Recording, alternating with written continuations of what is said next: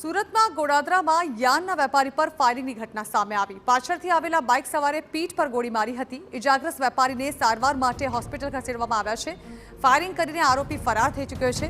ફાયરિંગનું કારણ જાણવા પોલીસે તપાસ શરૂ કરી છે।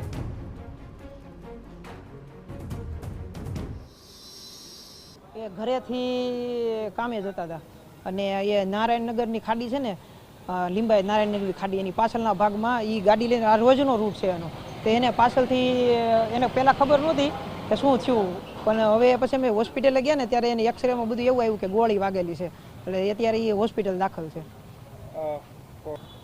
અત્રે નારાયણનગર મીઠી ખાડી પાસે એક સંજયભાઈ પડસાળા જે છે એ અહીંથી પસાર થતા હતા। એમનો રૂટીનનો રસ્તો છે, યાનનો વેપારી છે અને અહીંયા નારાયણનગરમાં એનું ગોડાઉન છે।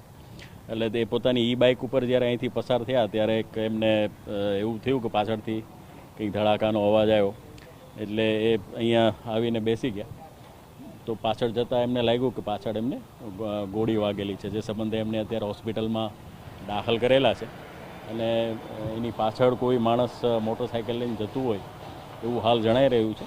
તો પોલીસ હાલ એ દિશામાં તપાસ કરી રહી છે। સુરત શહેરમાં વધુ એક ફાયરિંગની ઘટના સામે આવી છે। સુરત શહેરના ગોડાદરા પોલીસની હદમાં આ ઘટના બની છે। ગોડાદરા પોલીસની હદમાં જે મીઠી ખાડી આવેલી છે આ મીઠી ખાડીના સર્વિસ રોડ પર યાનના વેપારી જઈ રહ્યા હતા તે દરમિયાન પાછળથી અજાણ્યા ઇસમો આવ્યા હતા અને તેઓએ ધડાધડ ફાયરિંગ કર્યું હતું। સીધા દ્રશ્યો જોઈ શકો છો કે સંજય પડસાળા નામનો યાનનો વેપારી છે તે પોતાની આ ઈ બાઇક લઈને નિત્યક્રમ મુજબ આ રસ્તા પરથી જઈ રહ્યો હતો તે દરમિયાન પાછળથી આવેલા અજાણ્યા ઇસમોએ તેઓ પર ફાયરિંગ કર્યું હતું। બનેલ ફાયરિંગની ઘટનામાં તેઓને પીઠના પાછળ ઈજાઓ પહોંચી છે। ઘટનાને પગલે સુરત શહેરની પોલીસ દોડતી થઈ ગઈ છે। હાલ સુરત શહેર પોલીસના ઘટના સ્થળ પર ધાડે ઉતરી ગયા છે અને કોણ અજાણ્યા ઇસમો છે, શા કારણે ફાયરિંગ કર્યું તે દિશામાં તપાસ હાથ ધરવામાં આવી છે। પોલીસ દ્વારા આસપાસ વિસ્તારમાં જે લોકો હાજર હતા તેઓના પણ નિવેદનો લેવામાં આવી રહ્યા છે અને નજીકમાં જે એપાર્ટમેન્ટો આવેલા છે તેના સીસીટીવી ફૂટેજ ચેક કરવામાં આવી રહ્યા છે। જે ભોગ બનનાર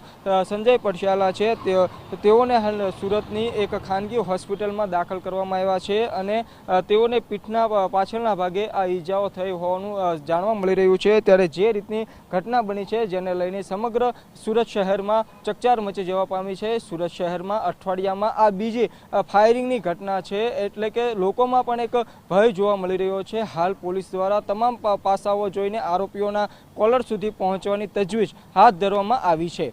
કેમેરામેન સંજય સાથે મેહુલ ભોકળવા, TV9 સુરત।